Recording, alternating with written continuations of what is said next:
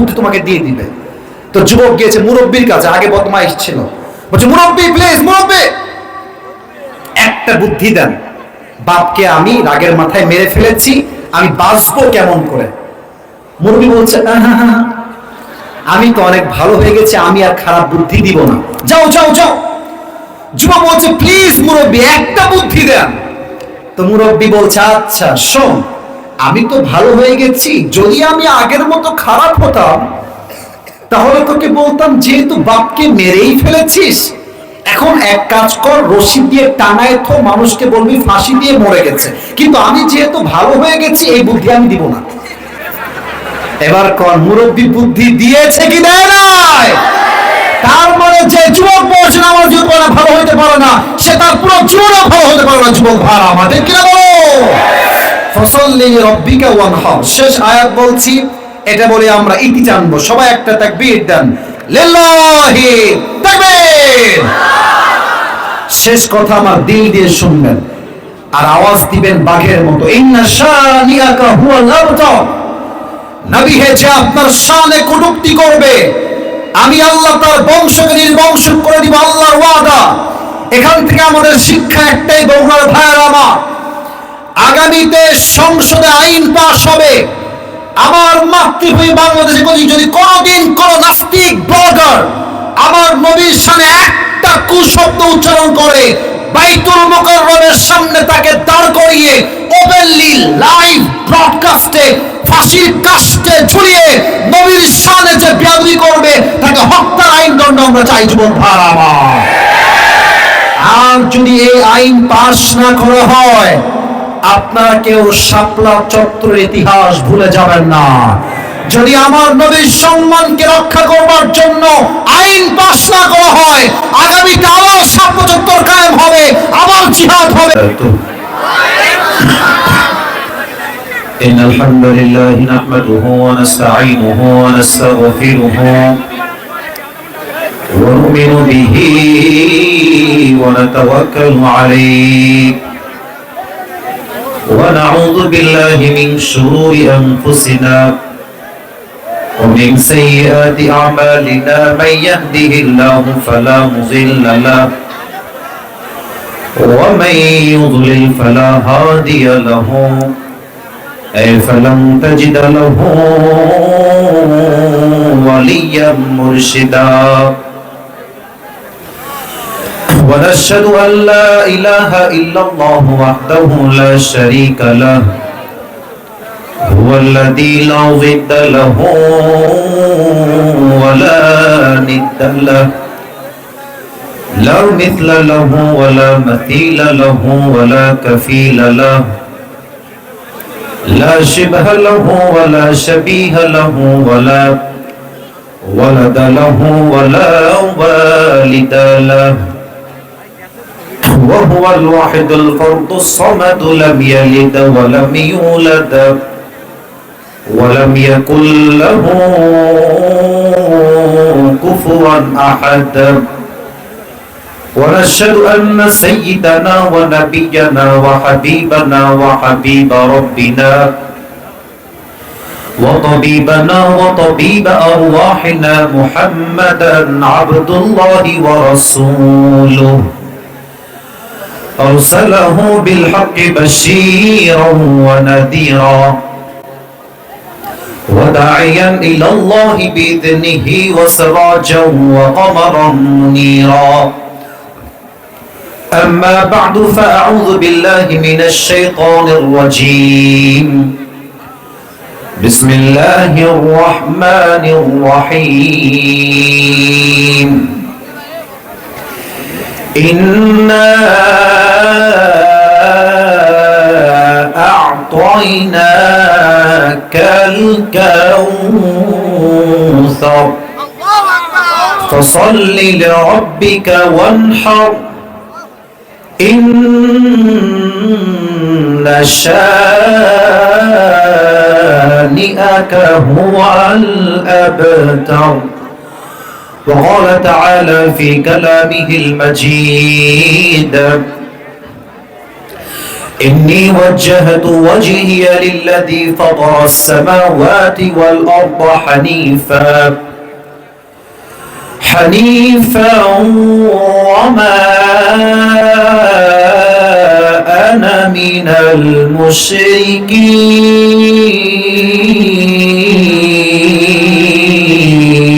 المشركين. وقال تعالى في كلامه المجيد: يا أيها الذين آمنوا استعينوا بالصبر والصلاة إن الله مع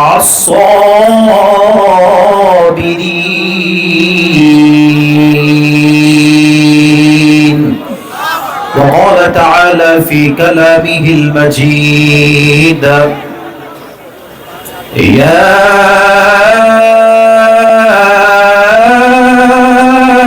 أيها الذين آمنوا اصبروا وصابروا ورابطوا واتقوا الله لعلكم تفلحون. وقال تعالى في كلامه المجيد: وما أرسلناك إلا رحمة للعالمين. وقال رسول الله صلى الله عليه وسلم: تركت فيكم أمرين لن تضلوا ما تمسكتم بهما كتاب الله وسنة رسوله أو كما قال عليه الصلاة والسلام: إن الله وملائكته يصلون على النبي يا أيها الذين آمنوا صلوا عليه وسلموا تسليما. اللهم صل على محمد وعلى آل محمد كما صليت على إبراهيم وعلى آل إبراهيم إنك حميد مجيد. Mic operator কোন দিকে, ডানে না বাম দিকে? বামে। ভাই আপনি দুই পাশের বক্সের বেসটা একটু বাড়াই দিবেন সাউন্ড সহ, ঠিক আছে? বেসটা বাড়াই দেন আরেকটু। আমার বগুড়ার আমতলির ভাইরা কেমন আছেন আপনারা সবাই? আলহামদুলিল্লাহ, আল্লাহ তাআলার রহমতে আল্লাহ তাআলা আমাকে অনেক ভালো রেখেছেন। ভাই অস্পষ্ট হবে না, ক্লিয়ার রেখে বেস মোটা করেন। কথা ক্লিয়ার, বেস হবে মোটা। রিভার্ব টানকে বাড়াই দেন তাহলে হবে। দুই পাশে সাউন্ড সিস্টেম সেম রাখবেন। আজকে আমাদের এই প্রোগ্রামে, ঠিক আছে সাউন্ড ঠিক আছে এবার, আমাদের প্রোগ্রামে সভাপতি আছেন আলহাজ মোহাম্মদ মুফাজ্জল হোসেন সরকার, বিশিষ্ট ঈদ ব্যবসায়ী আমতলী। আমাদের সভাপতি স্যার আসছেন না? উনি কি আসেন ভাই? আসছেন, আচ্ছা ঠিক আছে। আল্লাহ তাআলা ওনাকে নেক হায়াত দান করুন। বগুড়ার যুবক ভাইরা, মুরব্বী আব্বাজানরা, আমরা সকলেই দিল খুলে পড়ছি আমিন। আমাদের এই প্রোগ্রামের সহ সভাপতি আছেন আলহাজ মোহাম্মদ আবুল কালাম মীর, সভাপতি অত্র জামিয়া মসজিদ। আমি আমাদের সভাপতি সাহেবের জন্য দোয়া করি মসজিদের, আল্লাহ তাআলা ওনাকে ইসলামের খাদেম হিসেবে কবুল এবং মঞ্জুর করে নিক। আমরা সকলেই দিল খুলে পড়ছি আমিন। আমাদের এই প্রোগ্রামে চিফ গেস্ট রয়েছেন আলহাজ মোহাম্মদ আব্দুল ওয়ারিস আকন্দ, সাবেক চেয়ারম্যান শিবগঞ্জ সদর ইউপি ও সভাপতি ৮ নং শিবগঞ্জ সদর ইউনিয়ন বিএনপি। আল্লাহ তাআলা আমাদের আলহাজ মোহাম্মদ আব্দুল ওয়ারিস আকন্দ স্যারকে ইসলামের একজন একনিষ্ঠ খাদেম হিসেবে কবুল এবং মঞ্জুর করে নিক। আমরা সকলেই দিল খুলে জবান খুলে পড়ছি আমিন। আমাদের এই প্রোগ্রামের প্রধান মেহমান রয়েছেন আলহাজ মোহাম্মদ গোলাম মুস্তফা, প্রতিষ্ঠাতা পরিচালক মমতাজুর রহমান আদর্শ কেজি স্কুল কেচক, উনি আমাকে ফুল দিয়ে বরণ করেন দেখলাম। মুরব্বী, আমাদের সম্মানিত ব্যক্তি। আমি দোয়া করি আল্লাহ তাআলা গোলাম মোস্তফা আমাদের স্যারকে তার জীবনের শেষ নিঃশ্বাস পর্যন্ত উনি যেন ইসলামের জন্য কাজ করতে পারে, আল্লাহ তাআলা ওনাকে সেই তৌফিক দান করুক। আমরা সকলেই মন খুলে পড়ছি আমিন। আমার পূর্বে অনেকে কথা বলেছেন, নিশ্চিত তারা কোরআন থেকে হাদিস থেকে কথা বলেছেন বলে আমি বিশ্বাস রাখি। যারা যে কথাগুলো বলেছেন আল্লাহ তাআলা সবাইকে সেই কথা অনুযায়ী আমল করার তৌফিক দান করুক। আমরা শেষবারের মতো দিল খুলে পড়ছি আমিন। বিশেষ করে আন্তরিকভাবে আমি কৃতজ্ঞতা বোধ স্বীকার করছি। আমি সত্যি কৃতজ্ঞ। আমাদের যিনি ফিরোজ ভাই আছেন, আমাকে উনি দাওয়াত দিয়ে নিয়ে আসছেন। ফিরোজ ভাই তো নাকি? জি, উনি আমার পাশে বসে আছেন, মসজিদের সেক্রেটারি। উনি আর ওনার ছেলে সৌমিক, এই দুইজন আমার সাথে কথা বলেছে ডেট রাখার জন্য। অনেক চেষ্টা করেছে, অনেক কথাবার্তার পরে আমরা ফাইনালি ডেট দিয়েছি। তো তারা মূলত ডেটটা রেখেছে। আমি সৌমিকের জন্য এবং ফিরোজ ভাই বা ফিরোজ স্যার যাই বলি, আমি মসজিদের সেক্রেটারি সাহেবের জন্য দোয়া করি। উনি যে উদ্যোগ নিয়েছেন মসজিদকে উন্নয়ন করবার জন্য, আল্লাহ যেন সৎ ইচ্ছাকে কবুল করবে। আমরা সকলেই করছি আমিন। এবং ওনারা এই বছর যে প্রোগ্রাম আয়োজন করেছেন, নেক্সট বছর এর চাইতে আরো বড় মাহফিল যেন করতে পারে, সেই তৌফিক, সে অর্থ, সে সামর্থ্য আল্লাহ তাআলা মসজিদ কমিটিকে দান করুক। আমরা সকলেই দিল খুলে পড়ছি আমিন। আমার যুবক ভাইরা কেমন আছো তোমরা সবাই? তোমাদের ধৈর্য আজকে অনেক বেশি পরীক্ষা নেওয়া হয়েছে আমি বুঝতেছি। আসলে আমাদের উচিত হচ্ছে 10:30টার পরে আর বিন্দু মাত্র লেট না করা। এর কারণ হচ্ছে ওয়াজ মাহফিল সর্বোচ্চ 11:30 কিংবা 12টার মধ্যে শেষ হলে ভালো হয়। কারণ 12টার মধ্যে শেষ না হলে অনেকে দেখা যায় ফজরের নামাজটা আমরা পড়তে পারি না জামাতের সঙ্গে, ঠিক কিনা বলেন? রাত জেগে ওয়াজ মাহফিল করার চাইতে 2 রাকাত তাহাজ্জুদের দাম অনেক বেশি। রাত জেগে মাহফিল করার চাইতে ফজরের নামাজটা জামাতের সঙ্গে পড়া 1000 গুণ বেশি উত্তম বগুড়ার ভাড়া, ঠিক কিনা বলেন? আমরা আগামীতে খেয়াল রাখবো যেন আমরা মাহফিলটা আগে আগে শেষ করতে পারি। আল্লাহ সেই তৌফিক দান করুন আমিন। আমি দেখতে পাচ্ছি আজকের যে মাহফিলের ক্রাউড, যে সিচুয়েশন, আমার মনে হচ্ছে আশেপাশে ডানে বামে এবং আমার সামনে যারা অডিয়েন্স হিসেবে এসেছে, if I'm not making any mistake, যদি আমার ভুল না হয়, মনে হয় এখানে আজকে 90% বেশি কলিজার টুকরা যুবক ভাই আজকের মাহফিলে এসেছে। এটাই হচ্ছে ইসলামের গণজোয়ার। যুবকদের জনস্রোত প্রমাণ করে ইসলামের গণজোয়ারকে রুখে দেওয়া সাধ্য নাই বাংলার মাটিতে। আমি আমার যুবকদেরকে সামনে নিয়ে, মুরব্বীদেরকে সামনে দুই একটা কথা আমি আমার মাতৃভূমি বাংলাদেশ কিরে বলতে চাই। আপনারা করবেন নাকি কেউ? আবার প্রথম কথা আমি যেটা বলতে চাই সেটা স্পষ্ট ভাষায় বুঝতে হবে। শহীদ আবু সাঈদ কাউকে আগ বাড়িয়ে মারতে যায় নাই, কারো বুকে গুলি করতে চায় নাই। যখন তার বুকে পুলিশরা নির্বিচারে গুলি ছুঁড়েছে, তখন 18 কোটি মানুষের হৃদয়ের কলিজার ভেতরে একটা আঘাত লেগেছে। যুবক ভাইরা, আমরা কাউকে মারতে চাই না, কাউকে আমরা আগ বাড়িয়ে আঘাত করতে চাই না। কিন্তু আমাদেরকে যদি কেউ আগ বাড়িয়ে আঘাত করতে আসে, তাকে উৎখাত না করা পর্যন্ত আমরা শান্ত হতে পারি না, ঠিক কিনা বলেন? ছাত্র জনতার স্লোগান তুললো আমরা কোটার সংস্কার চাই, কোটার সংস্কার চাই। যখন শহীদ আবু সাঈদের বুকে গুলি চালানো হলো, স্লোগানটা মুহূর্তেই চেঞ্জ হয়ে গেল। তখন স্লোগান হলো স্বৈরাচারের পতন আমরা একমত, একভাবে চাই, ঠিক কিনা বলেন? আমি এখান থেকে একটা মেসেজ দিতে চাই, আমাদের ঐতিহ্য, আমাদের ক্যাটাগরি, আমাদের ক্যারেক্টার, আমাদের চরিত্র আগ বাড়িয়ে কাউকে মারা নয়। আমাদের চরিত্রের নাম হচ্ছে ডিফেন্স অ্যাটাক। যদি কেউ আমাকে মারতে আসে, নিজেকে বাঁচাবার স্বার্থে আমাকে ডিফেন্স অ্যাটাক করতেই হবে। ভারতকেও বলবো আমরা কাউকে মারতে চাই না, দাঙ্গা চাই না, বাট আমাদের দিকে চোখ তুললে ওই চোখকে উপড়ে ফেলবো। যুবক ভাইরা, পানিকে দেখে যদি কেউ ভাবে পানির কোনো শক্তি নাই, স্রোত নাই, তর্জন নাই, গর্জন নাই, সে অনেক ভুলের মধ্যে আছে। পানি যেমন ঠান্ডা, যেমন নম্র, যেমন ভদ্র, এই পানির স্রোত যখন শুরু হয় পাহাড়কে সে ভেঙে চলে চূর্ণ বিচূর্ণ করে দেয়।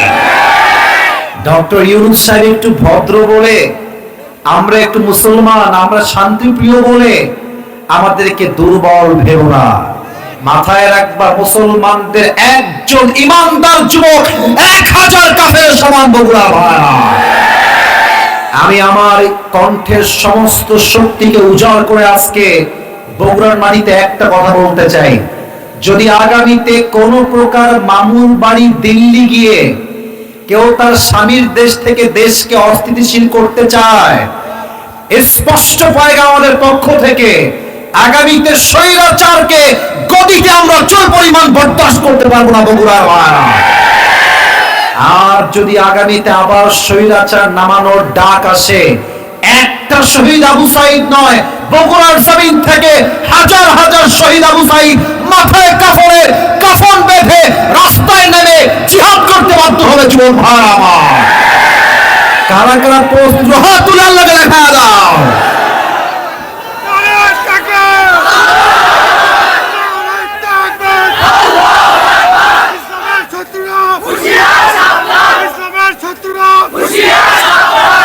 আল্লাহ তাআলা এই স্লোগানকে কবুল সকলেই দিল খুলে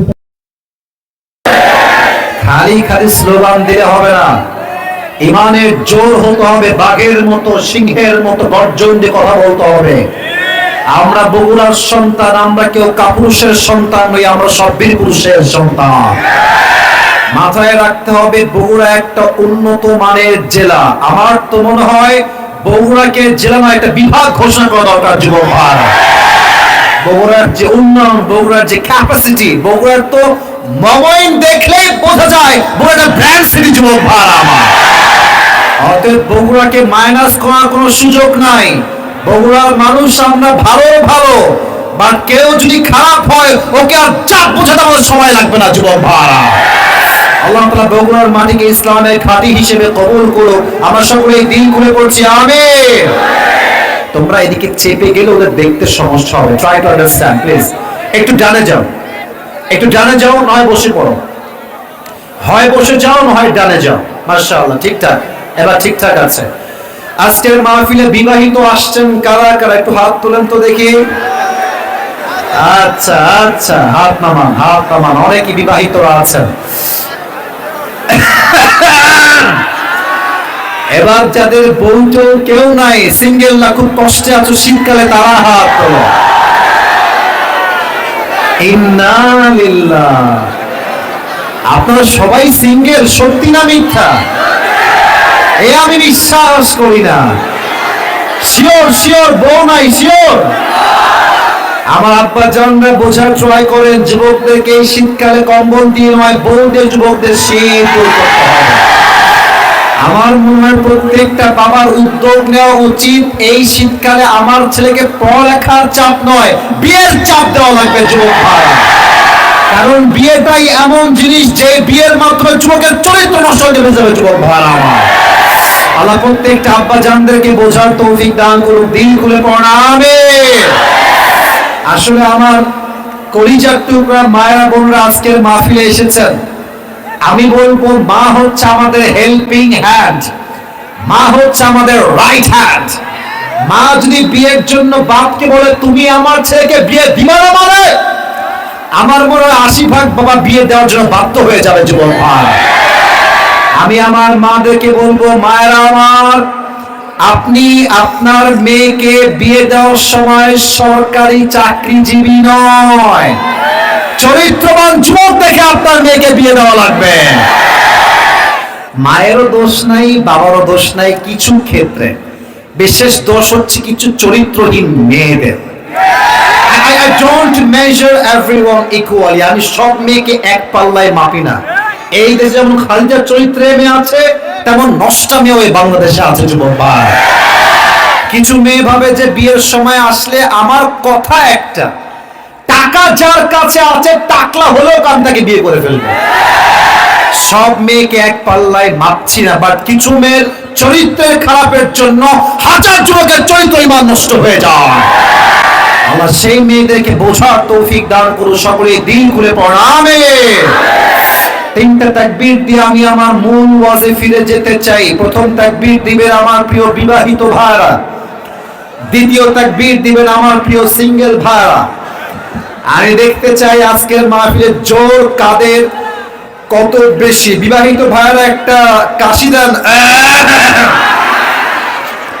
আচ্ছা, সিঙ্গেলরা চুপ থাকবা। বিবাহিত ভাইরা, it's time for the married people. বিবাহিত ভাইরা তাকবীর দেন। লিল্লাহি তাকবীর। এই সিঙ্গেলরা, ভাবসাব কিন্তু খুবই খারাপ। বিবাহিতের গায়ে খুবই জোর আজকে, আমি নিজেই দেখতে পাচ্ছি। সিঙ্গেলরা কি আজকে হেরে যাবা? হেরে যাবা? পরাজিত হবা? ফেল করবা? সিঙ্গেলরা কাশি দাও। লিল্লাহি তাকবীর। বিবাহিত ভাইরা, আই এম সো সরি, আমাকে আপনারা মাফ করে দিবেন। আজকের মাহফিলে কলিজার টুকরা সিঙ্গেল ভাইরাই পাস করেছে, ঠিক কিনা বলো? এবার আমরা সবাই মিলে স্লোগান দিয়ে তাফসীরে ফিরে যাব। এমন স্লোগান দিবেন, এমন বাঘের কণ্ঠে, আপনাদের স্লোগানের ঠেলায় আমি, সভাপতি ফিরোজ ভাই, সবাই যারা আমরা পেছনে বসে আছি, স্লোগানের ঠেলায় স্টেজ ভেঙে নিচে পড়ে যাব। বাঘের মতো দিবেন স্লোগান। লিল্লাহি তাকবীর। এই ডান হাত তুলে দেওয়া লাগবে। হ্যাঁ, লিল্লাহি তাকবীর। আল কোরআনের আলো। বগুড়ার সাউন্ড কি রে ভাই? এই বগুড়ার সুলপুল তো বিড়ালের বাচ্চাগুলো, সব সিংহের বাচ্চাগুলো আমার সামনে। আল কোরআনের আলো, আল হাদিসের আলো। কোরআন হাদিস যেখানে, আলেম ওলামা যেখানে, বগুড়াবাসী যেখানে, আমতলীবাসী যেখানে,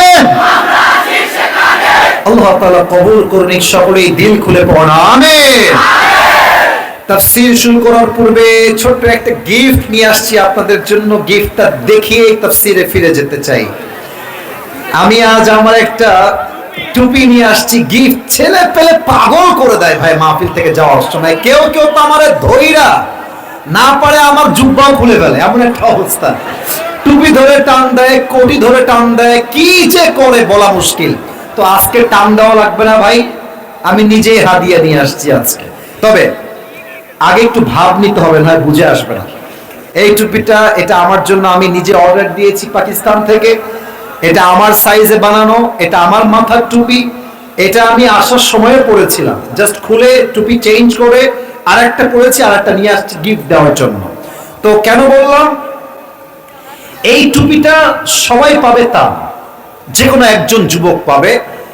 বাট ये नसीब की बात है मेरे दोस्त, हर किसी को ये मिलने वाला नहीं है।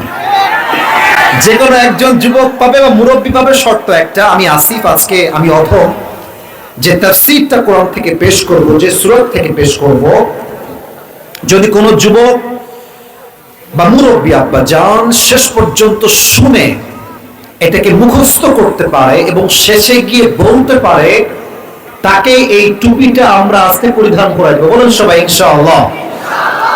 আমি আবারও বলছি, কথা বলো না, আমি আবারও বলছি, এই ওয়াজ মাহফিলের লোক সমাগম হলেই ওয়াজ মাহফিলটা সফল হবে না।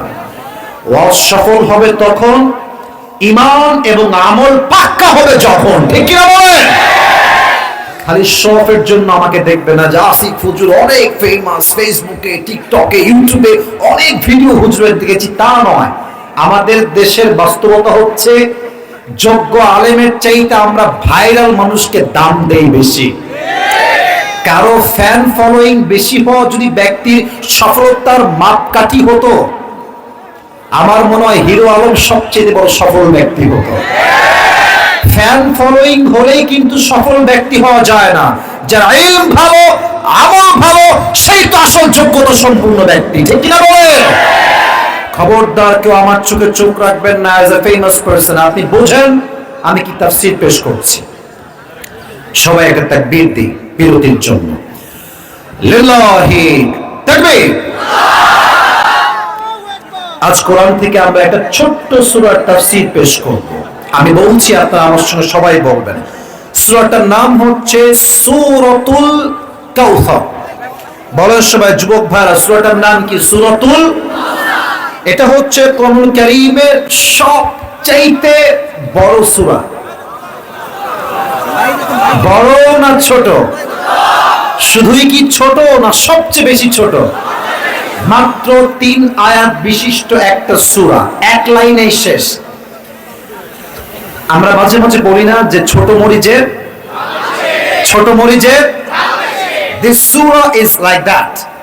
এই সূরা যদিও খুবই ছোট্ট মনে হবে দেখে, মাত্র 3টা আয়াতের সূরা, বাট এটার ব্যাখ্যা, এটার ভলিউম, এটার এক্সপ্লেনেশন এত বিশাল। যদি কেউ সূরা কাউসারের তাফসীর পড়ে, তার এটা অনুভব হবে, রিয়েলাইজ হবে, ফিল হবে, অনুধাবন হবে যে আল্লাহ তাআলা ছোট্ট একটা ঝিনুকের ভিতরে পুরো আটলান্টিক মহাসাগর ঢুকিয়ে দিয়েছে। সুবহানাল্লাহ। এই সূরার মোট আয়াত সংখ্যা হচ্ছে 3টা। বলেন সবাই, কয়টা? আর এই সূরার রুকু সংখ্যা হচ্ছে মোট 1টা। বলেন সবাই, কয়টা? আর এই সূরাটা মাদানী সূরা নয়, এই সূরাটা হচ্ছে মক্কি সূরা। বলেন সবাই, মাদানী না মক্কি? আর এই সূরা যে পারায় রয়েছে, এই পারাটা হচ্ছে 30 নম্বর পারা। বলেন সবাই, কত নম্বর পারা? This is the basic knowledge of this surah. এটা হচ্ছে সূরার প্রাথমিক ধারণা।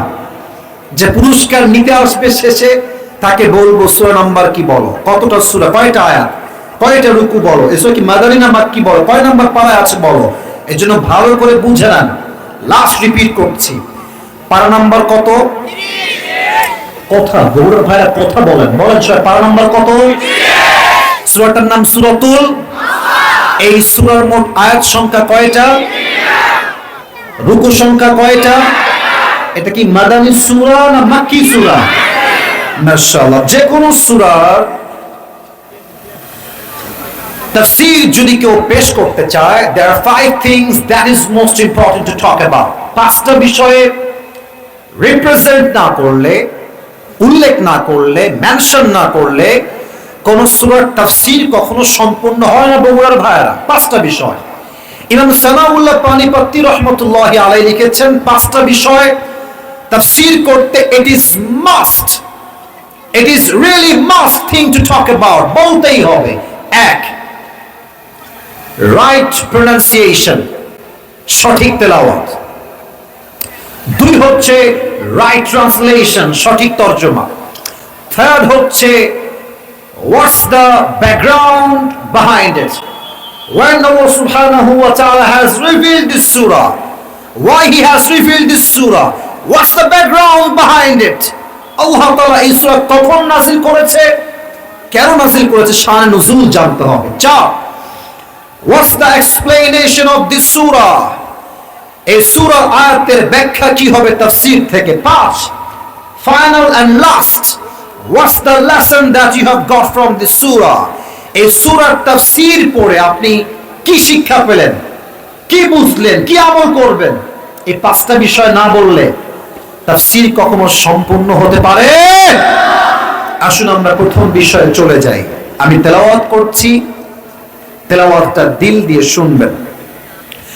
আউযু বিল্লাহি মিনাশ শাইতানির রাজীম, বিসমিল্লাহির রহমানির রহিম।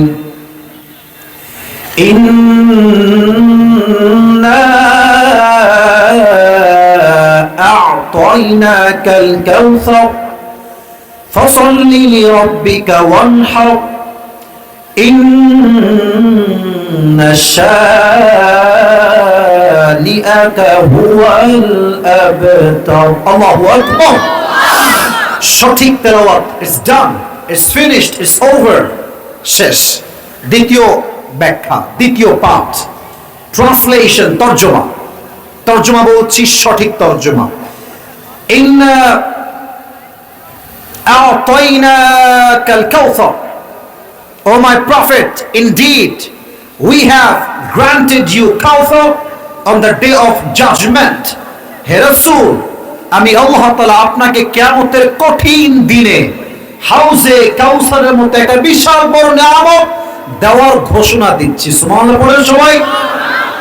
না, সুবহানাল্লাহ তো দিল থেকে হয় নাই, আরেকবার পড়েন, আরেকবার পড়েন সবাই দিল থেকে সুবহানাল্লাহ। ফাসাল্লি লিরাব্বিকা ওয়ানহার, so perform the salah and sacrifice to your Lord alone. নবী হে, যেহেতু আমি আল্লাহ তাআলা আপনাকে হাউজে কাউসার দান করেছি, আপনি নামাজ এবং কোরবানি পড়বেন একমাত্র এক সপ্তাহ সন্তুষ্টির জন্য। বলেন তো সবাই সেই রব কে? বলেন সবাই সেই রব কে? আল্লাহ আমার রব, এই রবই আমার সব, দমে দমে তনু মনে তারি অনুভব। তোমার দুনিয়াতে আমি যেদিকে তাকাই, অথই নিয়ামতে ডুবে আছি সবাই।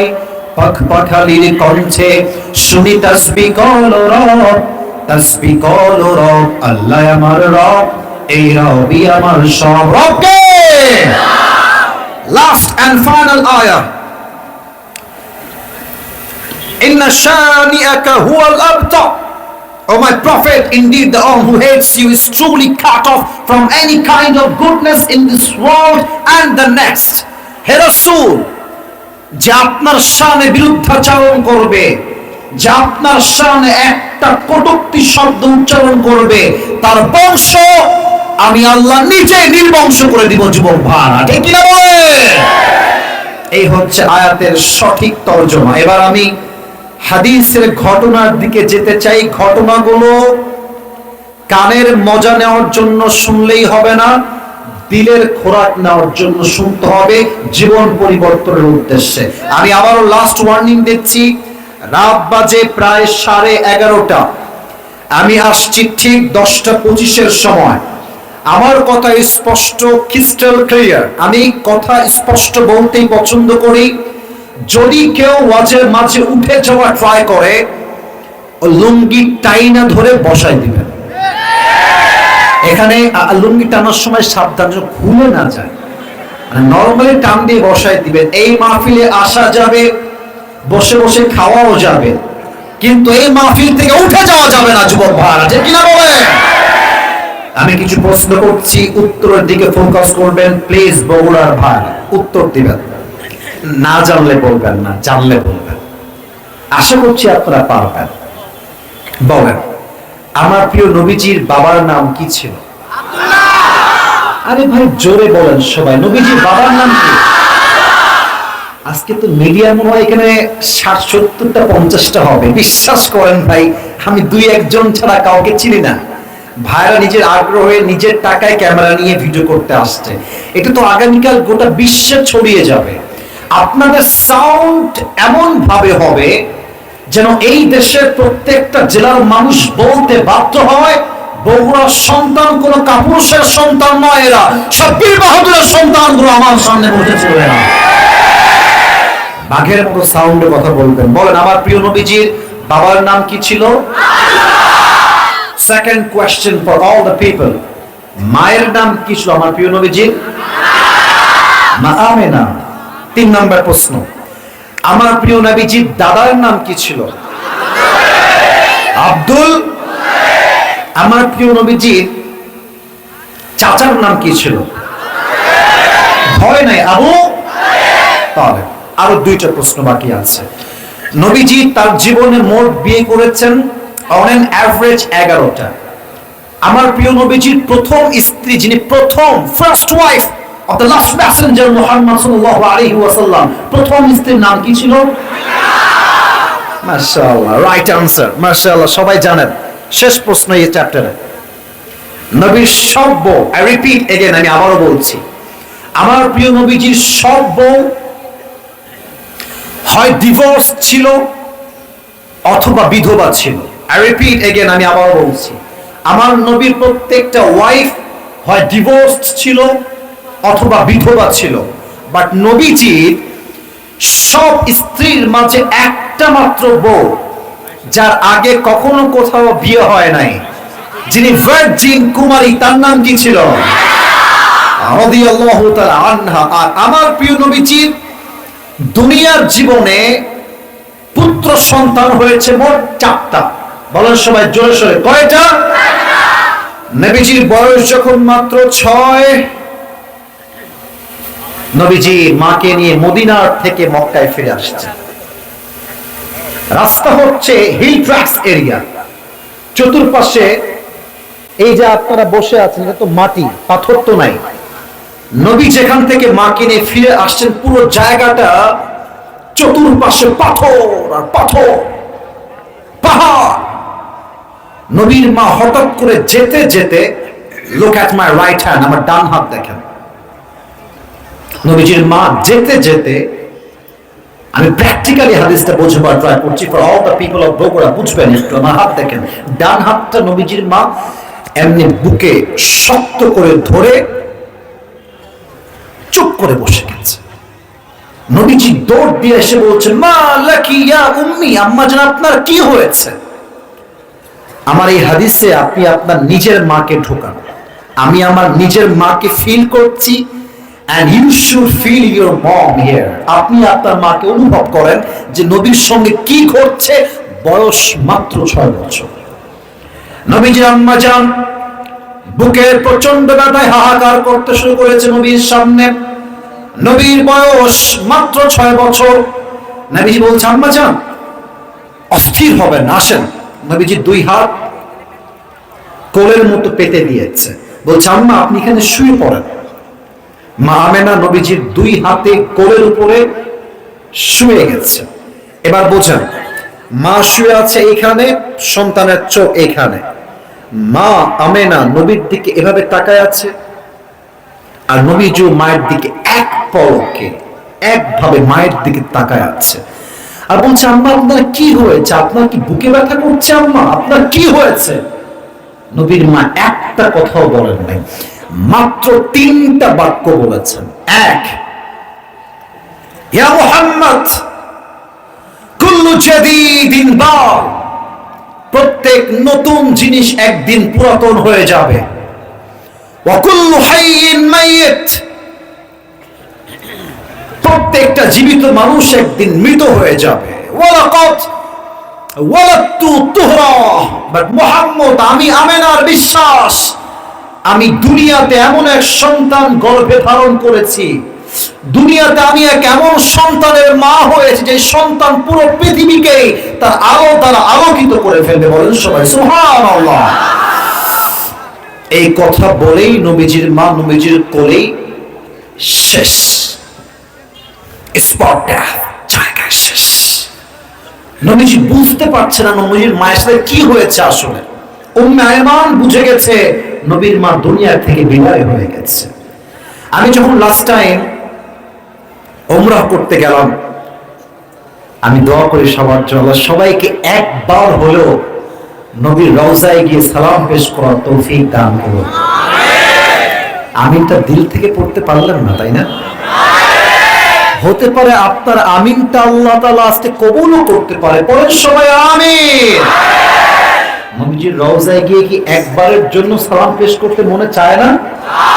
আমাদের দিলে চায় না, চায় না, চায় না। নবীর শহরে ঢুকলেই বুঝবেন যেন আপনি একটা জান্নাতের বাগানে ঢুকে গেছেন। পড়েন সবাই সুবহানাল্লাহ।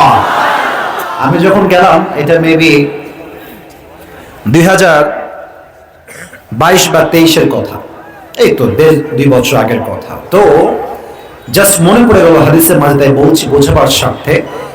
নবীজির রওজার সামনে আমি গেলাম হচ্ছে ঠিক রাত 3টা বা 2টা বাজে, তাহাজ্জুদের সময়। দেখলাম যে শত শত যুবক, শত শত হাজার হাজার মানুষ নবীজির রওজার সামনে দাঁড়িয়ে তাহাজ্জুদের জায়নামাজে 2 চোখের পানি ছেড়ে কান্না করছে। সুবহানাল্লাহ পড়বেন না তো সবাই? তা আমি নিয়ত করলাম, আজ যেহেতু কেবল বাংলাদেশ থেকে এসেছি, আজ আমি আর এখানে থাকছি না, যাই ফ্রেশ হয়ে আসি।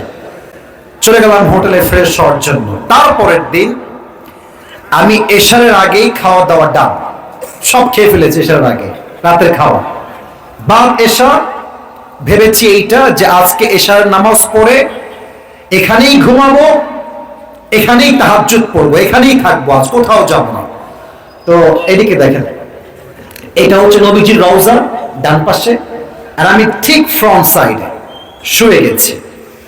আমার সামনে আমার আইফোন রাখা আছে, অ্যান্ড্রয়েড ফোন রাখা আছে, আমার ভিসা রাখা আছে, আমার কার্ড রাখা আছে, অনেকগুলো রিয়েল রাখা আছে।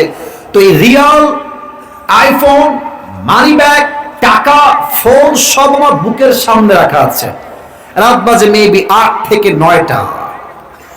আমি ওখানেই ঘুমাই গেলাম, অ্যালার্ম দিয়ে ঘুমাই গেলাম। বিশ্বাস করেন যুবক ভাইরা, মুরব্বী আব্বা জানেরা, সারা রাত ঘুমায় থাকলাম। যখন ঘুম থেকে উঠলাম নবীজির রওজার সামনে, উঠে দেখলাম আমার আইফোন, অ্যান্ড্রয়েড ফোন, টাকা, মানি ব্যাগ, ওয়ালেট, রিয়াল আমার বুকের সামনে যেভাবেই ছিল, ঘুম থেকে উঠে দেখছি ওভাবেই সবগুলো পড়ে আছে, কেউ চুরির হাত বাড়ায় নাই। আপনি বোঝেন আমার কথা? কিচ্ছু চুরি হয় না আমাদের দেশে। আমার মনে হয় যে আপনি যদি আন্ডারপ্যান্ট খুলে ঘুমান, দেখবেন আন্ডারপ্যান্ট ঘুম থেকে উঠে চুরি হয়ে গেছে।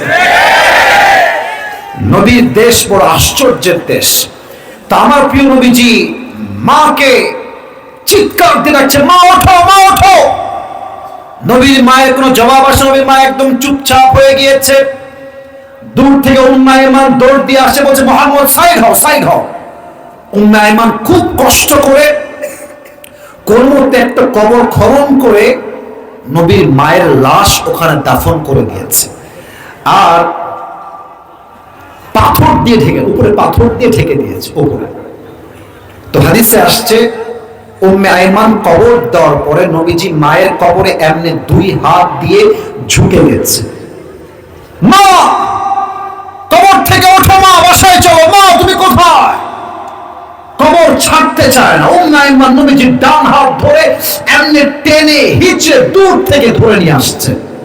পাহাড় থেকে নিচে নেমে গেছে, নবীজি তাও যেতে চায় না। নবীজি পাহাড় থেকে নিচে যখন নেমে গেছে, উম্মে আইমানের হাতকে এমনি এক ঝাপটা দিয়ে আবার মায়ের কবরের সামনে আসছে, মা ওঠো, বাসায় চলো। হায় হায় হায় হায়, মায়ের প্রতি নবীজির কি ভালোবাসা। এই মা মাত্র 6 বছর বয়সেই বিদায়। আব্দুল মুত্তালিব দাদা বিদায়, আবু তালেব চাচা বিদায়, খাদিজা বিদায়, 4 জন পুত্র সন্তান তাও বিদায়। আমার প্রিয় নবী, এই সোনামণি, এই যে কালো কালো কালো, এই যে কালোটা, ধরো ধরো ধরো ধরো ধরো। সোনামণি, নতুন নেই তুমি মাহফিলে, খবরদার একবার উঠবা না। প্রত্যেকটা যুবক মুরব্বী দোয়া না করে কেউ উঠতে পারবে না, ঠিক কিনা বলেন? নবীজি হাতিমে কাবার সাথে এমনি হিলান দিয়ে বসে আছেন। আনাস আসছে, ইয়া রাসূলুল্লাহ আপনার কি হয়েছে? আপনার 2 চোখের কোঠায় পানি কেন নবী? নবীজি ডাক দিয়ে বলছে, আনাস শোনো আমার মনের কষ্টের কথা। আমার 4টা পুত্র সন্তান দুনিয়ার থেকে বিদায় হয়ে গিয়েছে। কাফেররা আমাকে ডাক দিয়ে বলছে, মুহাম্মদ তোর রব তোকে ভালোই বাসে না। তোর রব যদি তোকে ভালোই বাসে, তোর পুত্র সন্তান কেন বেঁচে থাকে না? তুই হচ্ছিস লেজ কাটা পুত্রের সন্তান। নাউজুবিল্লাহ বলবেন না আপনার সবাই? তোর বংশ লেজ কাটা বংশ। হে আনাস, আমার কানে খবর এসেছে কাফেররা সুমাইয়া রাদিয়াল্লাহু তাআলা আনহাকে আয় হায় হায় গণধর্ষণ করেছে। বলতে লজ্জা লাগছে। আমার প্রিয় মায়েরা বোনেরা, এই কথাকে মাইন্ডে নেবেন না, হাদিস থেকে বলছি কথাটা। আমার মায়েরা রাগ করবেন না, বোনেরা রাগ করবেন না। প্রিয় ভাইরা তাকান, সুমাইয়াকে গণধর্ষণ করেছে সব কাফেররা মিলে। সুমাইয়ার লজ্জাস্থান থেকে ব্লিডিং হচ্ছে, রক্ত বের হচ্ছে, কাফেরদের জুলুম আর অত্যাচার শিকার হয়ে। যখন রেপ করা শেষ, গণধর্ষণ করা শেষ, সুমাইয়ার 1 পা দিয়েছে ডান দিকে, আর 1 পা দিয়েছে বাম দিকে। 2 পা 2 দিকে দিয়ে পায়ে প্যারেক বেঁধে দিয়েছে। আর সুমাইয়ার লজ্জাস্থানের দিকে তাক করে প্রত্যেকটা কাফের তীর বের করে তার লজ্জাস্থানে তীর নিক্ষেপ করে সুমাইয়াকে জায়গায় শহীদ করে দিয়েছে। কি কষ্ট হয়েছে মেয়েটা। আল্লাহু আকবার, কি ইমাম তাজা ছিল। বলছে আনাস এই কষ্ট তো আমার সহ্য হয় না, এই কষ্ট তো আমার দিলে সয় না আনাস। আনাস এই কথাগুলো শুনে দুই চোখের পানি ছেড়ে কান্না করছে। আমার দিকে তাকান, এই যে কথা বলছে, একবার বামে তাকায়, ডানে তাকায়, সামনে তাকায়, কথা বলতে হবে ডান বাম হতেই হয়। তো আনাস কথা বলতে বলতে চোখের পানি মুছবে, জাস্ট মাথাটা থোড়া সা নিচে, একটু নিচে দিয়ে এভাবে চোখের পানি মুছতেছে আর নিচের দিকে তাকায় আছে। Maybe after 1 minute or maybe 2 minutes, 1 minute পরে যখন আনাস তার চোখটা একটু উপরে তুলেছে, দেখছে নবীর দুই চোখে একটু আগেই পানি ছিল, বাট এখন নবীজির পুরো চেহারা একটা মুচকি হাসি দ্বারা ভরপুর হয়ে গেছে। সুবহানাল্লাহ করবেন না আপনারা সবাই? আরেকবার পড়েন সবাই সুবহানাল্লাহ। আনাস ডাক দিয়ে বলছে, ইয়া রাসূলুল্লাহ, ইয়া হাবিবাল্লাহ, মাত্র 2 মিনিট আগে আপনার চোখের কোঠায় পানি ঝরছিল নবী, হ্যাঁ আপনার চোখের কোঠার পানি কোথায় গেল? মুচকি হাসি আপনি কেন হাসছেন? আমার প্রিয় নবী ডাক দিয়ে বলছে, আনাস তুমি তো দেখো নাই, এই মুহূর্তে জিবরাইল এসে আল্লাহর পক্ষ থেকে আমাকে হাউজে কাউসার দান করে দিয়েছে। কোন সুবহানাল্লাহ। তাহলে শান নজুল কি হলো? নবীর জীবনে অনেক কষ্ট ছিল, নবীর কষ্টকে হালকা করতে হাউজে কাউসার, সূরা কাউসার দান করেছে একজন। আওয়াজ দিয়ে বলেন সবাই, তিনি কে? এখন যাদের মাথায় বুদ্ধি আছে একটা প্রশ্ন করবেন আপনারা সবাই, যাদের মাথায় বুদ্ধি আছে তারা বলবেন, হুজুর তাফসীর তো বুঝলাম, যে আপনারা রাগটা করছেন না তোমার উপরে। আমি জানি তাফসীর করলে অনেকের একটু সমস্যা হয়, কেন? অনেকে দেখবেন যে তাফসীরের চাইতে গাল গল্প যার কোনো ভিত্তি নাই এইটা শুনতে মানুষ বেশি পছন্দ করে আজকাল, ঠিক না বলেন? আমরা বগুড়ার সন্তান, নন কোয়ালিটি আমাদের পছন্দ না, আমাদের ব্র্যান্ড কোয়ালিটি পছন্দ, ঠিক না বলেন? প্রশ্ন কি হতে পারে, হুজুর নবীর 4টা ছেলে হারায় গেছে, 4টাই পুত্র ছেলে, তো আল্লাহ যদি নবীকে বলতেন, নবী আপনার 4টা ছেলে হারায় গেছে, তো এই নেন আরেকটা ছেলে, শান্ত হন, হারিয়ে গিয়েছে 4টা ছেলে, বাট আল্লাহ দিচ্ছেন হাউজে কাউসার পানি। ভাই বুঝবেন, পায়ে হাত বুঝবেন, হারিয়ে গিয়েছে ছেলে, আল্লাহ দিচ্ছেন পানি। বগুড়ার ভাইরা, পানির সঙ্গে ছেলের কোনো সম্পর্ক কি বাহ্যিক দৃষ্টিতে হতে পারে? না, হতে পারে না। যদি আল্লাহ আরেকটা ছেলে দেন যে নবী হ্যাঁ একটা ছেলে হারিয়ে গেছে, নেন আরেকটা ছেলে, শান্ত হন, হারিয়ে গিয়েছে ছেলে আর আল্লাহ দিচ্ছে পানি, আর নবী পানি পেয়ে হাসতেছে। একটা প্রশ্ন বগুড়ার ভাইরা, আছে না নাই? নবী হাসলেন কেন? আমি তাফসীরে 4টা ব্যাখ্যা পেয়েছি, ইন ভেরি শর্টকাট ওয়ে বলা ট্রাই করছি। যুবক ভাইরা মুখস্থ করবেন 4টা ব্যাখ্যা। 1, নবী হেসেছেন 1 নাম্বার কারণ, নবী হে আপনার 4টা ছেলে উঠিয়েছি, ঠিক আছে, আপনি টেনশন করবেন না, এই 4টা ছেলের পরিবর্তে আমি আল্লাহ তাআলা দুনিয়াতে আপনাকে কোটি কোটি রূহানি সন্তান দান করেছি। সুবহানাল্লাহ। আমার তো বিশ্বাস, যদি কালকে কেউ নবীর শানে একটা কুশব্দ উচ্চারণ করে, ঢাকার বাইতুল মুকাররম কালকে ঘেরাও হয়ে যাবে। যুবক ভাই, যদি ফ্রান্সের নবীর বিরুদ্ধাচরণ করা হয়, পুরো বাংলাদেশের আগুনে দাও দাও চলে চলে বাংলাদেশ। যুবক ভাই, ঠিক কি বলো? 4টা ছেলে নিয়েছি, আফসোস করবেন না, 4টার পরিবর্তে কোটি কোটি রূহানি সন্তান আমি আল্লাহ আপনাকে দান করেছি। বলেন সবাই সুবহানাল্লাহ। 2 নাম্বার ব্যাখ্যা, নবী যদি আপনার সন্তান আমি দুনিয়া থেকে না উঠাইতাম, হতে পারতো এমন আপনার পরবর্তী উম্মতরা আপনার ছেলেকে আবেগে নবী বানায় ফেলতো। আমাদের দেশ হচ্ছে এমন একটা দেশ, বাপ ছিল পীর, ছেলে হয়ে গেছে পীর। বাপ ছিল ভালো একটা পীর, বাপ ছেলে এমন একটা পীর হয়েছে গাঞ্জা টাইনা নিজেই ঘুম পায় না। আর মেয়েরা, ওই যে মহিলা যারা আছে, বাবার দরবারে গিয়ে, বাবা একটা ছেলে দাও, বাবা একটা মেয়ে দাও। আসলে কি জানেন, যেই মেয়ে বাবার কাছে গিয়ে ছেলে চায়, মেয়ে চায়, ওর মতো মূর্খ আল্লাহ জমিনে দ্বিতীয় আর কেউ হতে পারে না। যুবক ভাই, আপনারা সিলেটের শাহজালাল মাজারের নাম শুনছেন না? নাম তো শুনছেন। আচ্ছা, আমার দিকে তাকান, এটা হচ্ছে এই যে লাল শালু দেখা যায়, লাল শালু, এটা হচ্ছে মাজারের গেট। বোঝাবার স্বার্থে বলছি, আর কিছু না। তো আপনি এই পাশ দিয়ে আসছেন, মাজারে যাবেন বাবার দরবারে সালাম দেওয়ার জন্য, দোয়া করার জন্য। তো দেখবেন মাজারের এন্ট্রান্সে প্রবেশ পথে দেখবেন কিছু ফকির থাকে, হাতে হাতে প্লেট থাকে, থালা। বাবা কিছু দেন, দেন কিছু দান করেন। গেটে ঢোকার সময় ফকির আপনার কাছে থালা পেতে একটা মেসেজ দেয়, বলে আরে বেটা তুই তো পুরো বছরে মাজারে আসলি একবার, আর আমার পুরো জীবনটাই তো মাজারে কেটে গেল। বাবা যদি কিছু দেওয়ার ক্ষমতা রাখতো তোর আগে আমি ফকির বড়লোক হয়ে যেতাম। ঠিক কিনা বলে? পীরের ছেলে পীর হয়ে যায়। যেমন ভাবে ইব্রাহিম আলাইহিস সালামের সন্তান ইসমাইল একজন নবী, ইয়াকুব আলাইহিস সালামের সন্তান ইউসুফ একজন নবী, দাউদ আলাইহিস সালামের সন্তান সুলাইমান একজন নবী। এমন ভাবে যদি প্রত্যেকটা নবীর ছেলে নবী হতে পারে ইয়া রাসূলুল্লাহ, তো আপনার ছেলে বেঁচে থাকলে আপনার উম্মতরা আবেগেই আপনার সন্তানদেরকে নবী বানিয়ে ফেলতো। এই ফিতনা যেন তৈরি না হয়, তাই আপনার সন্তানদেরকে অল্প বয়সে উঠিয়ে নিয়েছে একজন। আওয়াজ দিয়ে বলেন সবাই, তিনি কে? আর 3 নাম্বার ব্যাখ্যা, সবার কলিজায় আঘাত লাগার মতো ব্যাখ্যা। আপনার সবাই শহীদ আল্লামা দেলোয়ার হোসেন সাইদি হুজুর নাম তো শুনছেন? ছি ছি, এত আস্তে বললেন, নাম তো শুনছেন আপনারা?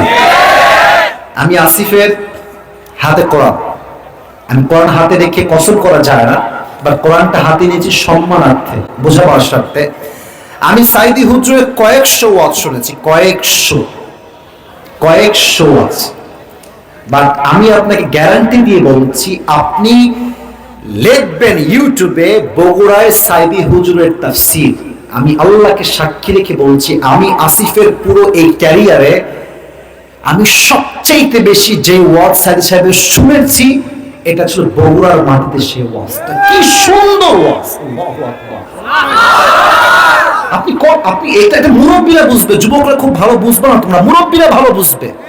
আমরা আলোচকরা আসি, আমাদের নিয়ম থাকে 1 ঘন্টা ওয়াজ করব, কিন্তু সাইদি সাহেব 2 ঘন্টার বেশি তাফসীর পেশ করতেন।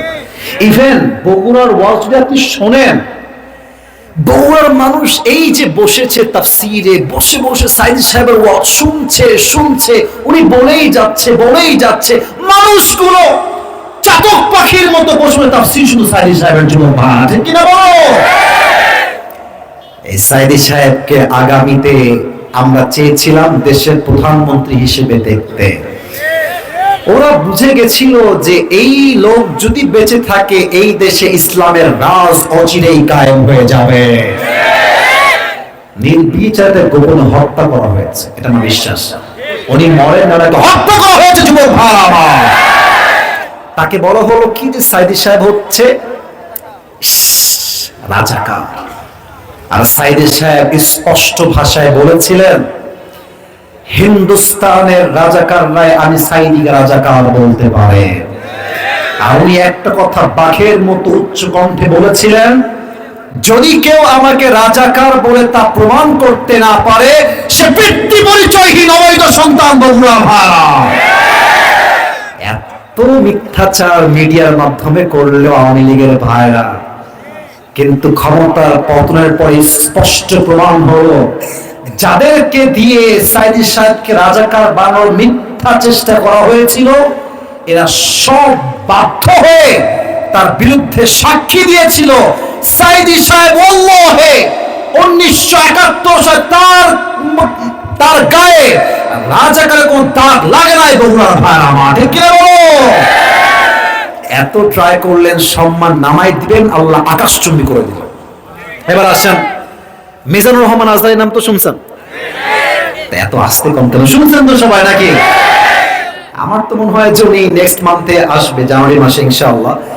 মানে আপনি দেখবেন যে লোক কারে কয়, আপনি দেখবেন যে মানুষের সমাগম কারে কয়, এই সমাগম দেখলেই কাফেরদের হৃদয়ে জ্বালা পড়া শুরু হয়ে যায়।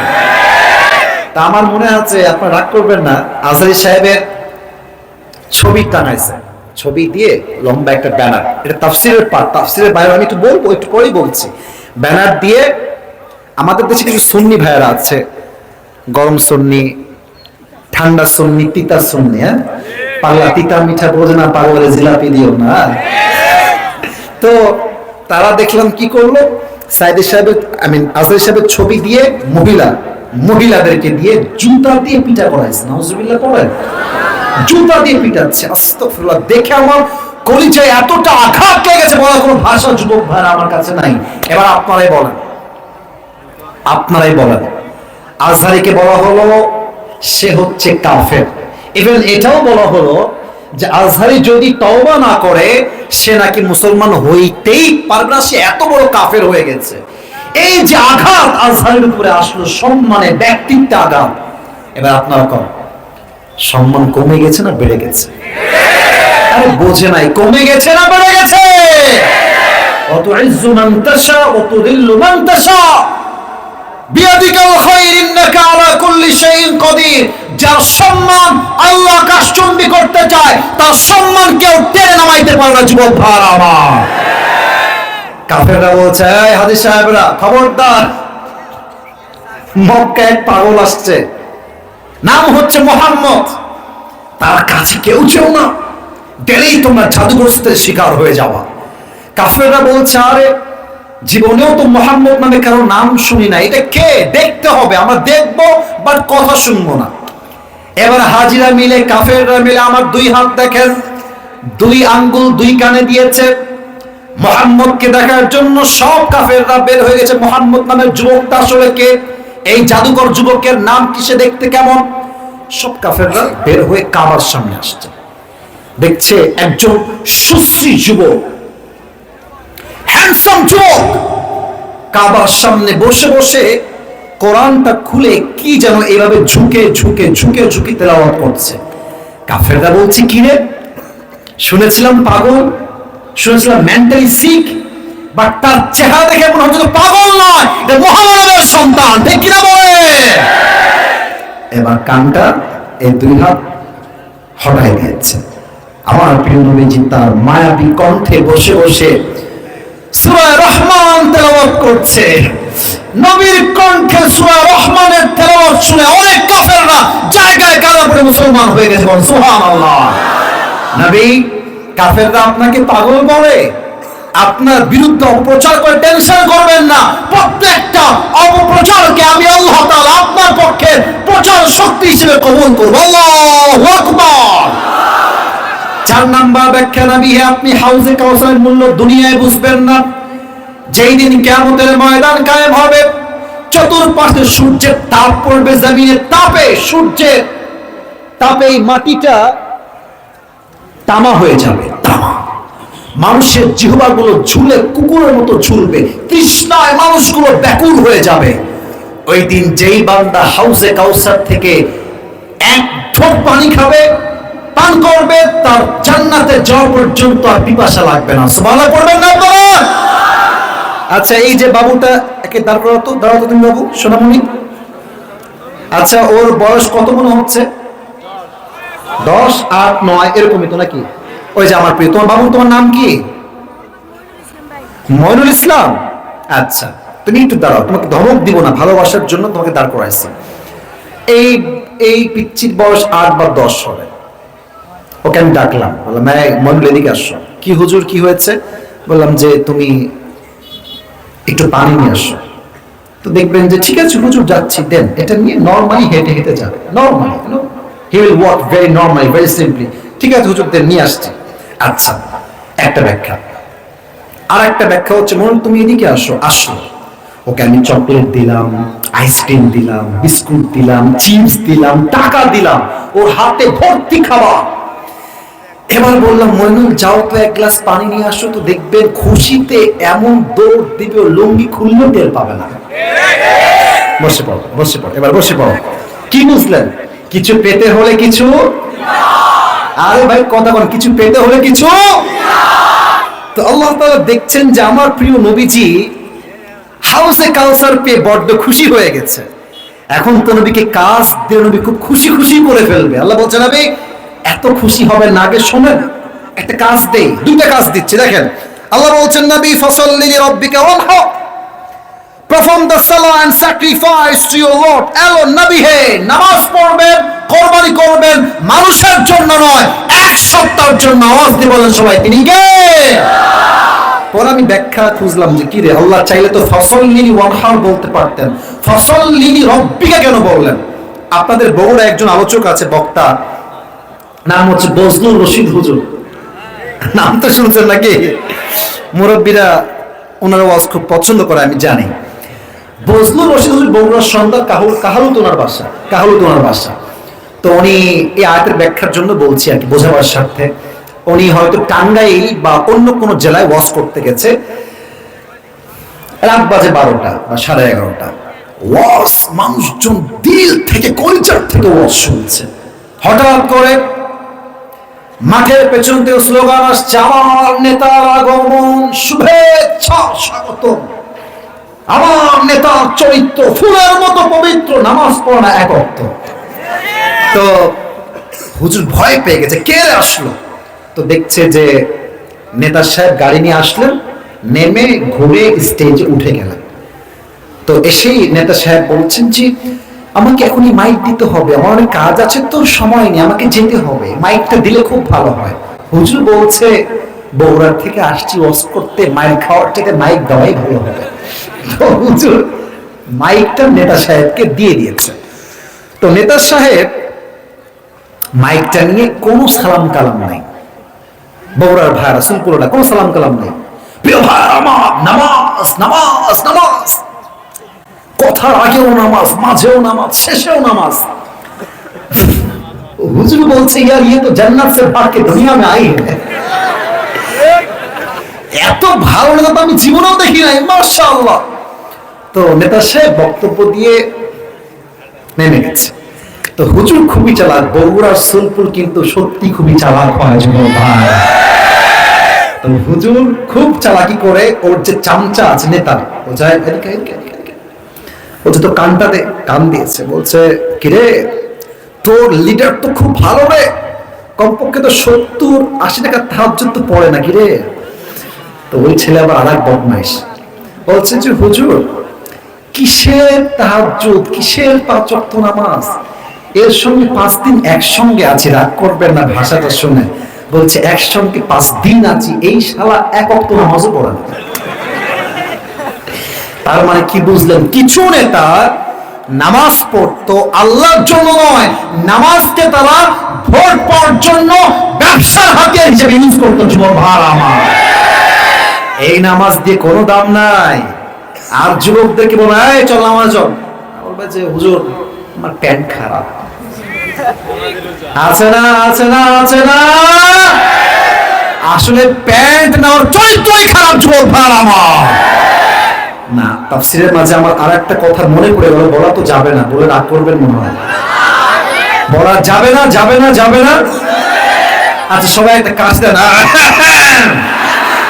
আপনারা সবাই ঠিকঠাক, এটাই প্রমাণ বগুড়ার সন্তান। আসলে আমরা কোনকে দিল থেকে ভালোবাসি, আমার বগুড়ার ভাইরা। লিল্লাহি তাকবীর। বলতে চাচ্ছিলাম, আল্লাহ তাআলা বলেছেন নামাজ এবং কোরবানি আল্লাহর জন্য হবে। যেই যুবক বয়সে নামাজি হতে পারে না, সে বুড়া বয়সে ভালো নামাজি হইতে আসলে কিন্তু পারে না। ছোট্ট একটা গল্প মনে পড়ে গেল, জাস্ট বলে শেষ করছি তাফসীরটা। ব্যাঙে আর সাপে ছিল চরম বন্ধুত্ব, ব্যাঙ আর সাপ। তো একদিন ব্যাঙ ডাক দিয়ে বলছে, সাপ বন্ধু আমার, তোমার গায়ের যে রং ব্ল্যাক কালার, জাস্ট ওয়াও, তোমার গায়ের রং তো সুন্দর বন্ধু। আবার তোমার যখন ফেনা তুলে আনলে, সাপের ফেনা, জাস্ট ওয়াও, দেখতে সত্যি খুব সুন্দর লাগে আমার। আর বন্ধু তুমি যখন ফসফস ফসফস করো, just looking like a wow, happy লাগে দেখতে আমার। তো সাপ তো ব্যাঙের পাম্পটি খেয়ে ফুলে গেছে, বাপরে আমি মনে হয় সত্যি অনেক সুন্দর। তো ব্যাঙ বলছে, বন্ধু তোমার সবই সুন্দর, তবে একটা বিষয় আমার মোটেও ভালো লাগে না। বলছে কি বন্ধু? বলছে বন্ধু তুমি যখন রাস্তা দিয়ে হাঁটো, তিরিং বিরিং করে হাঁটো, এই তিরিং বিরিংটা আমার পছন্দ হয় না। বন্ধু তুমি কি একটু সোজা হয়ে হাঁটতে পারো না? তো সাপ বলছে, বেয়াদব, তোর এত বড় সাহস, সাপের ভুল ধরিস, বেয়াদব কোথাকার, এমনি ফস করে উঠেছে। আর ব্যাঙ বলছে, ও বাবা এত প্রশংসা করলাম, একটাও ভালো লাগলো না, একটা বদনাম করলাম গায়ে লাগলো। বন্ধু তুমি সুবিধার লোক না, 1 লাখ দিয়ে পুকুরে পড়ে গেছে। আর বামে ছিল একটা রাখাল, বলছে কে রে ফসফস করলো, দৌড়তে আসছে। দেখছেন মাশাআল্লাহ সাপ মামা এমনি ফেনা তুলে আছে, কাঠলে রাখার আছে বিশাল বড় একটা লাঠি, বিসমিল্লাহ বলে সাপকে ওখানেই শুরু করে দিয়েছে। মা এমন মার দিয়েছে 5 মিনিটে সাপ একদম সোজা হয়ে গেছে। এখন 2 ঘন্টা পরে ব্যাগ বলছে কিরে বন্ধুর কোনো সারা শব্দ নেই, বন্ধু গেল কোথায়, বন্ধু আমার গেল কোথায়, উঠে আসছে। উঠেই দেখছে অবাক করা কাণ্ড, বন্ধু আর টিংবিং নাই, বন্ধু সোজা হয়ে গেছে। আরে বন্ধু আমার সোজা হয়েও কেমনে, দৌড় দিয়ে কাছে গিয়েছে, দেখছে বন্ধু আর জিন্দা নাই, বন্ধু মইরা, বন্ধুর ফেনা সাপ বিষ সব বের হয়ে গেছে। এবার ব্যাং ডাক দিয়েছে, বলছে বন্ধু সেই সোজা আপনি হইলেন, তবে ফেনা থাকতে আর সোজা হইতে পারলেন না, ফেনা বের হয়ে সোজা হইলেন। তো যুবকরা আজকে ভালো হতে চাইলেও যৌবনের চাহিদা, যৌবনের জ্বালা হাজার হাজার যুবককে নামাজি হতে দেয় না। যুবক ভাই আমার, ঠিক কিনা বলো? এক মুরব্বী আগে ছিল বদমাইশ, পরে হয়ে গেছে অনেক আল্লাহওয়ালা, অনেক ভালো মানুষ। তো এক ছেলে বাপকে রাগের মাথায় মেরে ফেলেছে। তো মেরে ফেলার পরে এলাকার ময় মুরব্বীর কাছে আসছে যে আব্বাজান আমি তো আমার বাপকে মেরে ফেলেছি, এখন এই দায়ভারটা আমি কেমনে এড়িয়ে যাব? তো মুরব্বীরা বলছে বাবা আমাদের কাছে কোনো বুদ্ধি শুদ্ধি নাই, অমুক এলাকার এক মুরব্বী আছে, আগে বদমাইশের হাড্ডি ছিল, এখন হজ করে ভালো হয়ে গেছে, ওর কাছে যাও, কোনো একটা বুদ্ধি তোমাকে দিয়ে দিবে। তো যুবক গিয়েছে মুরব্বীর কাছে, আগে বদমাইশ ছিল, বলছে মুরব্বী প্লিজ, মুরব্বী একটা বুদ্ধি দেন, বাপকে আমি রাগের মাথায় মেরে ফেলেছি, আমি বাঁচবো কেমন করে? মুরব্বী বলছে আমি তো অনেক ভালো হয়ে গেছে, আমি আর খারাপ বুদ্ধি দিব না, যাও যাও যাও। যুবক বলছে প্লিজ মুরব্বী একটা বুদ্ধি দেন। তো মুরব্বী বলছে আচ্ছা শোন, আমি তো ভালো হয়ে গেছি, যদি আমি আগের মতো খারাপ হতাম তাহলে তোকে বলতাম যেহেতু বাপকে মেরেই ফেলেছিস, এখন এক কাজ কর, রশি দিয়ে টাঙায় তো মানুষকে বলবি ফাঁসি দিয়ে মরে গেছে, কিন্তু আমি যেহেতু ভালো হয়ে গেছি এই বুদ্ধি আমি দিব না। এবার কর মুরব্বী বুদ্ধি দিয়েছে কি দেয় নাই? তার মানে যে যুবক বলছে আমার জীবনে ভালো হইতে পারে না, সে তার পুরো জীবনে ভালো হতে পারে না। যুবক ভাড়া আমাদের কিনা বলো, ফসল্লি রব্বিকা ওয়ানহার, শেষ আয়াত বলছি, এটা বলে আমরা ইতি জানবো। সবাই একটা তাকবীর দেন, লিল্লাহি তাকবীর। শেষ কথা আমার দিল দিয়ে শুনবেন আর আওয়াজ দিবেন বাঘের মতো, ইন্না শানিআকা হুয়াল আবতার। নবী হে, যে আপনার শানে কটূক্তি করবে আমি আল্লাহ তার বংশকে নির্বংশ করে দিব, আল্লাহর ওয়াদা। এখান থেকে আমাদের শিক্ষা একটাই, বগুড়ার ভাইয়েরা আমার, আগামীতে সংসদে আইন পাস হবে, আমার মাতৃভূমি বাংলাদেশে যদি কোনদিন কোন নাস্তিক ব্লগার আমার নবীর শানে একটা কুশব্দ উচ্চারণ করে, বাইতুল মুকাররমের সামনে তাকে দাঁড় করিয়ে ওপেনলি লাইভ ব্রডকাস্টে ফাঁসির কাস্টে ঝুলিয়ে নবীর শানে যে বেয়াদবি করবে তাকে হত্যার আইন দণ্ড আমরা চাই। যুবক ভাড়া আমার, আর যদি এই আইন পাশ না করা হয় আপনারা কেউ শাপলা চত্বরের ইতিহাস ভুলে যাবেন না। যদি আমার নবীর সম্মানকে রক্ষা করবার জন্য আইন পাস না করা হয়, আগামীতে আবার শাপলা চত্বর কায়েম হবে, আবার জিহাদ হবে, আবার আমরা তাজা রক্ত ঢালবো। কারা কারা যদি হাত লেগে দেখা দাও।